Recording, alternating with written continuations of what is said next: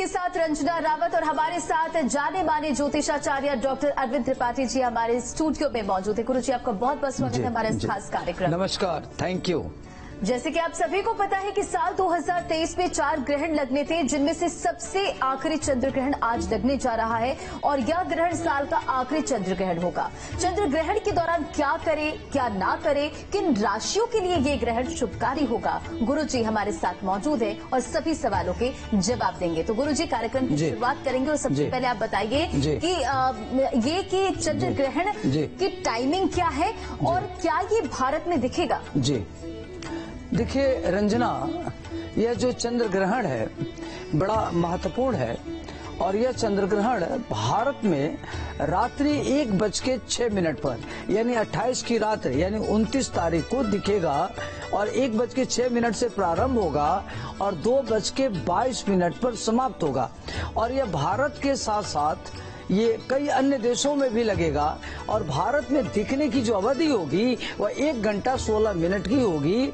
इस बार इस साल का ये आखिरी चंद्र ग्रहण होगा और यह भारत में दिखाई देगा। और इसके पहले साल 2023 का पहला चंद्र ग्रहण 5 मई को बैसाख पूर्णिमा वाले दिन लगा था। यह चंद्र ग्रहण दुनिया भर के कई हिस्सों में देखा जा सकता है। भारत में ग्रहण दिखाई देगा। तो गुरु जी ने बताया कि चंद्र ग्रहण की टाइमिंग क्या है और अब जानेंगे कि कहां कहां देखा जा सकेगा साल का आखिरी चंद्र ग्रहण। गुरु जी, कहां का ये चंद्र ग्रहण देखा जाएगा? जी देखिए रंजना, यह जो चंद्र ग्रहण है यह भारत में तो दिखाई देगा, इसके अलावा अन्य भी देशों में दिखाई देगा, जिसमें प्रमुख रूप से जो देश होंगे वो ऑस्ट्रेलिया होगा, यूरोप, उत्तरी अमेरिका, दक्षिणी अमेरिका, एशिया, हिंद महासागर, अटलांटिक, दक्षिणी प्रशांत महासागर और आर्कटिक और इसके साथ साथ अंटार्कटिका में भी यह ग्रहण विशेष रूप से दिखेगा। रंजना, एक चीज आपको बताऊं कि यह जिन जिन देशों में दिखेगा तो चंद्र ग्रहण का अपना बड़ा प्रभाव पड़ता है। चूंकि चंद्रमा कहते हैं मन का कारक होता है, तो खास तौर से जिस देश की प्रमुख रूप से महिला प्रमुख है या प्रधानमंत्री है या प्रेसिडेंट है, वहाँ के देशों पर विशेष रूप से प्रभाव पड़ेगा और समुद्री तूफान आ सकता है और इसके साथ ही साथ भूकंप आ सकता है और कई महत्वपूर्ण घटनाएं घटने की संभावना बन रही है। अंतर्राष्ट्रीय स्तर पर बड़े लेवल पर बदलाव दिखेगा। चूंकि चंद्रमा मन का कारक है, इसलिए मन को नियंत्रण में रखना जरूरी है और खास तौर से महिलाओं के लिए यह विशेष रूप से काफी प्रभावशाली होगा। वाकई गुरु जी, देखिए सूतक काल काफी महत्वपूर्ण माना जाता है और बहुत मान्यताएं हैं। कहा जाता है कि बहुत ऐसी चीज है जो सूतक काल के दौरान हमें नहीं करनी चाहिए। तो कब शुरू होगा साल के आखिरी चंद्र ग्रहण का सूतक काल, जरा ये भी हमारे दर्शकों को बताएं। देखिए रंजना, जब ग्रहण लगता है तो खास तौर से जब सूर्य ग्रहण लगता है तो 12 घंटा पहले सूतक लग जाता है। वहीं जब चंद्रमा होता है तो सूतक 9 घंटा पहले से लग जाता है। यानी ये इस बार जो साल के दूसरा चंद्र ग्रहण है उसका सूतक 28 अक्टूबर को दोपहर 2:52 से शुरू हो जाएगा। और सूतक काल बड़ा महत्वपूर्ण होता है। सूतक काल में ध्यान रखना चाहिए कि खास तौर से जो गर्भवती महिलाएं हैं उनको क्या करना है कि शयन नहीं करना है, नुकीली चीजों का प्रयोग नहीं करना है और अपना उनका गर्भ वाला पेट होता है, पेट पर इनको क्या करना है कि गोबर का लेप लगा के सावधानी से बरतनी है। शयन नहीं करना है, इसमें खाया पिया नहीं जाता, खान पान नहीं होता।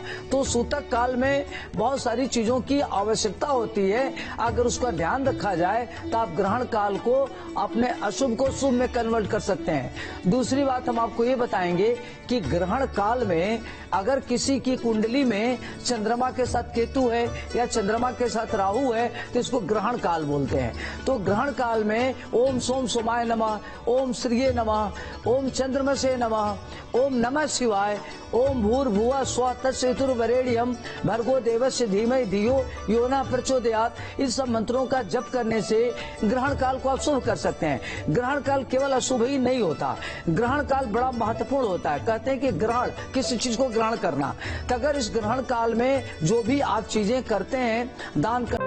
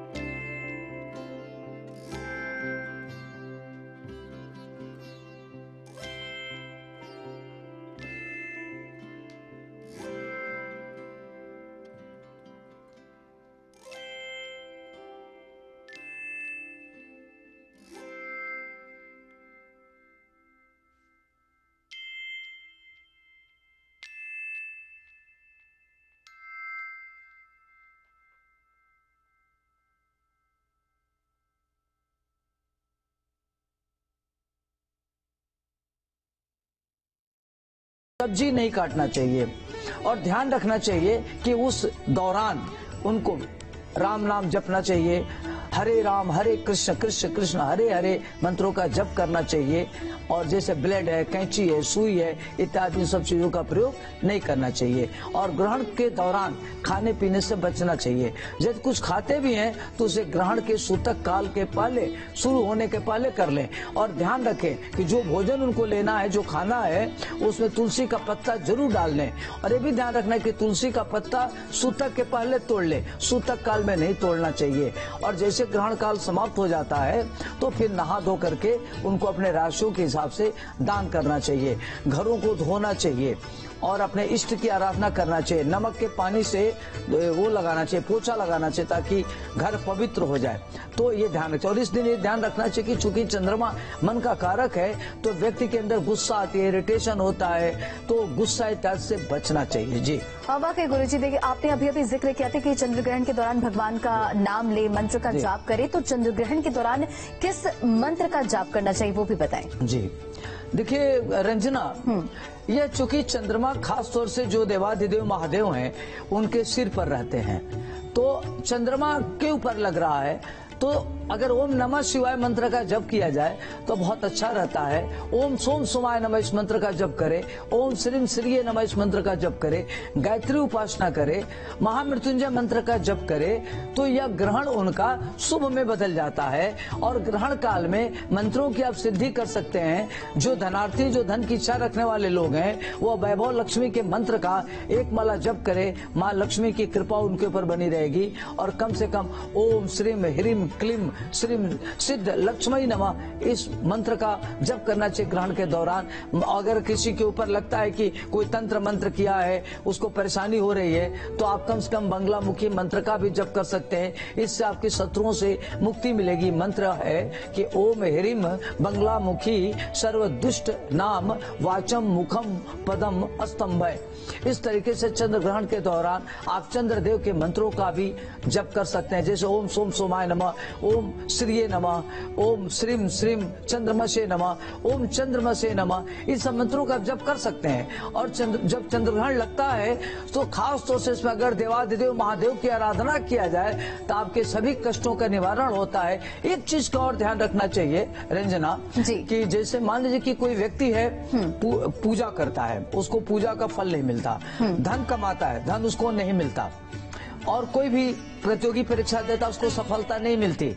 ऐसे परिस्थितियों में उसको ग्रहण काल के दौरान, जैसे किसी की कुंडली में चंद्रमा के साथ राहु है, या चंद्रमा के साथ केतु है, या राहु के साथ सूर्य है, या राहु के साथ सूर्य के साथ केतु है, ऐसे परिस्थिति की कुंडली में ग्रहण योग लग गया, तो ऐसे परिस्थिति में व्यक्ति अपने पितरों को दान कर सकता है। जैसे चावल है, तिल है, जौ है, उससे तर्पण करना चाहिए। तर्पण करने से व्यक्ति की ग्रह दशाएं, जो प्रतिकूल ग्रह है, अनुकूल फल देने लगता है और उसके लिए काफी लाभप्रद होता है। वाकई गुरुजी, तो आपने बताया कि किन राशियों को क्या उपाय करना चाहिए, चंद्र ग्रहण के दौरान किन मंत्रों का जाप करना चाहिए। अब गुरुजी आप हमारे दर्शकों को ये बताएं कि चंद्र ग्रहण आखिर लगता क्यों है। जी देखिए रंजना, जो सूर्य होता है वह चारों तरफ पृथ्वी की परिभ्रमण करती है। चारों तरफ जो सूर्य जो है पृथ्वी की चारों तरफ घूमती है, उसी तरीके से चंद्रमा पृथ्वी का चक्कर लगाती है। इस प्रक्रिया में एक ऐसा समय आता है कि जब चंद्रमा, पृथ्वी, सूर्य तीनों एक सीध में आ जाते हैं, तो इससे सूर्य का प्रकाश पृथ्वी पर पड़ता है लेकिन चंद्रमा तक नहीं पहुंच पाता। ऐसे परिस्थिति में इस घटना को खगोलीय घटना के रूप में देखते हैं और चंद्र ग्रहण कहा जाता है। और चंद्र ग्रहण के पीछे एक अपने यहाँ पौराणिक कथा भी आपको बताऊं। पौराणिक कथा ये है कि जब समुद्र मंथन हो रहा था तो उसमें अमृत और विष दोनों निकला था। तो ये हुआ था कि विष को तो भगवान शिव ने, जो कालकूट विष नामक था, उसको भगवान शिव ने पी लिया था, लेकिन जो अमृत निकला था उसको देवताओं में बांटा गया। उसमें एक दैत्य था जो गलती से अमृत पान कर लिया, तो उसमें क्या हुआ कि इसमें सूर्य और चंद्रमा ने भगवान विष्णु को बताया, तो भगवान विष्णु ने अपने चक्र सुदर्शन से उसका सर काट दिया। तो सर को राहु बोलते हैं और केतु जो पूंछ होती है उसको केतु बोलते हैं। तब से प्रक्रिया माना जाता है कि तब से सूर्य ग्रहण और चंद्र ग्रहण लगता है। ये इसका अपने यहाँ कपोल कथा इसको बोलते हैं, दंत कथा बोलते हैं, तब से ये घटनाएं होती हैं। तो पौराणिक कथा का भी आपने जिक्र किया और चंद्र ग्रहण में जैसे क्या करना चाहिए, किन मंत्रों का जाप करना चाहिए, आपने वो भी बताया। लेकिन गुरुजी अब हमारे दर्शकों को बताएं कि चंद्र ग्रहण समाप्त होने के बाद क्या करें, क्योंकि मान्यता है कि उस दौरान भी काफी सावधानियां बरतनी चाहिए और क्या कुछ करना चाहिए वो दर्शकों को बताएं। देखिए, जब अपने भारत देश में यह ग्रहण लगेगा उस समय रात्रि के 1 बजे से लेकर के 2 सवा 2 का टाइम होगा। तो उसमें सारे दर्शक जो लोग हैं सब सोते हुए होंगे, सब सो रहे होंगे। तो ऐसे परिस्थिति में आपको ग्रहण तो देख नहीं सकते क्योंकि उस समय आपका सोने का टाइम होता है। तो आपको क्या करना है कि जब आप प्रातः काल जब उठेंगे तो उसमें कहते हैं कि जब सूतक लगता है तो अपवित्रता हो जाती है।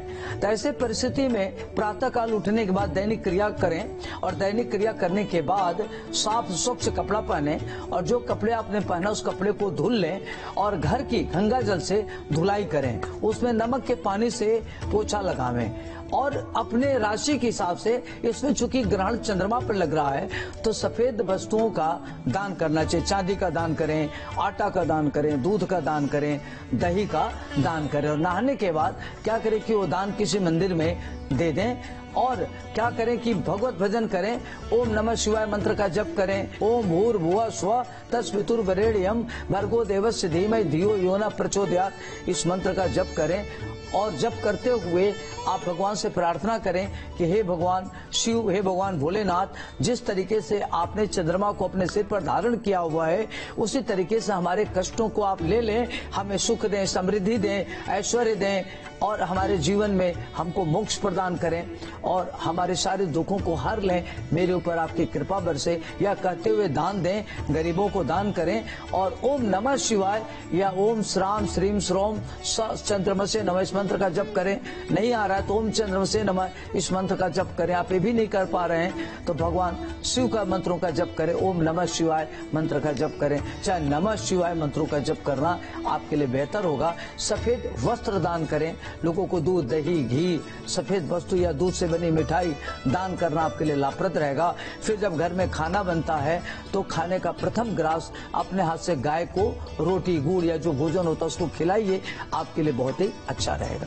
यानी कि गुरुजी, चंद्र ग्रहण समाप्त होने के बाद हमें ध्यान, स्नान और दान करना जरूरी होता है ताकि जो दुष्प्रभाव है चंद्र ग्रहण का वो खत्म हो जाए। बहुत बहुत शुक्रिया गुरुजी हमारे इस खास कार्यक्रम में आपका शामिल होने के लिए। और आपने बहुत ही सरल शब्दों में दर्शकों को बताया कि चंद्र ग्रहण के दौरान क्या करे, क्या ना करे और क्या करने से ये ग्रहण आपके लिए शुभकारी होगा। फिलहाल इस खास कार्यक्रम में इतना ही। बने रहे न्यूज स्टेट के साथ।